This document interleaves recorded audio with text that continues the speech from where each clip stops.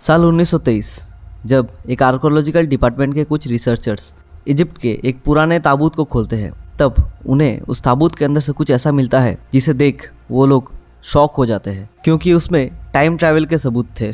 उस ताबूत में एक फ़ोटो मिली जिस पर 1987 का डेट लिखा हुआ था, और उस फोटो में एक आदमी मॉडर्न कपड़े पहने हाथ में एक कैमरा लिए हुए खड़ा था। फ़ोटो मिलने के बाद लोगों के मन में एक सवाल उठने लगी कि ये फ़ोटो आखिरकार उस टॉम के अंदर आई कैसे और ये आदमी कौन है। उस समय लोगों के पास इसका कोई जवाब नहीं था, पर सालों बीतने के बाद 2000 के दशक में आकर के लोगों को पता चला कि ये आदमी और कोई नहीं, फेमस साइंटिस्ट इलॉन हुक था, जो 1987 में अचानक से गायब हो गया था। पर इलॉन हुक का गायब होना कोई नॉर्मल घटना नहीं थी।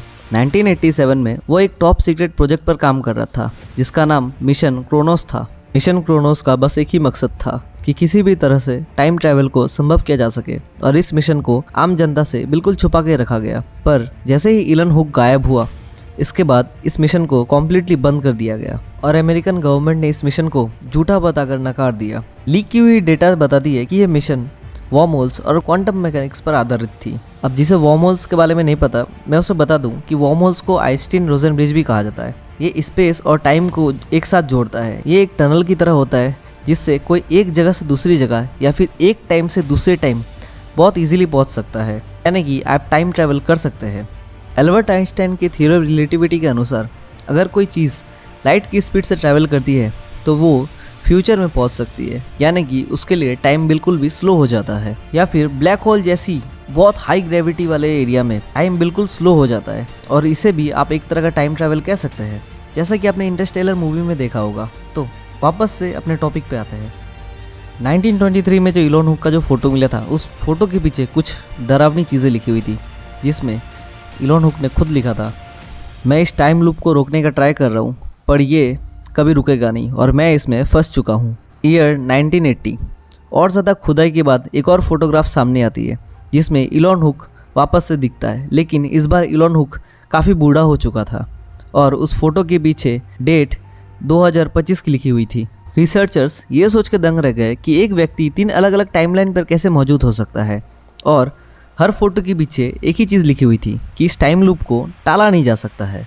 ईयर 1987 जब इलॉन की लैब नोट्स रिपोर्ट सामने आई, उसमें इलॉन ने लिखा था कि time isn't a linear, it's a loop and I am trapped in it.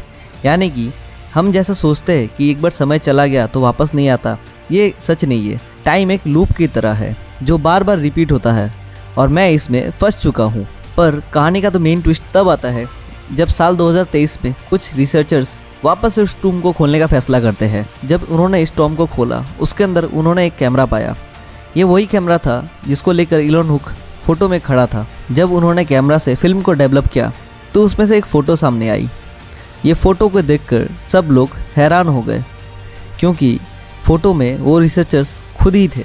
और सबसे डरावनी बात, उस फोटो पे डेट लिखी हुई थी 2045, यानी कि 2045 की। अब ये फ़ोटो कहाँ से आया या उस कैमरे को वहाँ पे कौन रखा, किसी को इस बात का पता नहीं चला, और आज तक की ये सबसे बड़ी मिस्ट्री है जो ये दिखाती है कि टाइम ट्रैवल भी शायद एक्चुअली पॉसिबल हो सकता है। आपका क्या मानना है कमेंट में ज़रूर बताएं। अगर वीडियो पसंद आया तो वीडियो को लाइक ज़रूर कर देना, अपने फ्रेंड लोग के साथ शेयर ज़रूर कर देना, और हाँ, उनसे ही पूछना कि अगर वो टाइम ट्रैवल कर सकते थे तो वो क्या कर सकते थे। इस तरह के इंटरेस्टिंग वीडियोस देखने के लिए हमारे चैनल को सब्सक्राइब ज़रूर कर लेना। मिलते हैं अपने अगले वीडियो में, तब तक के लिए बाय।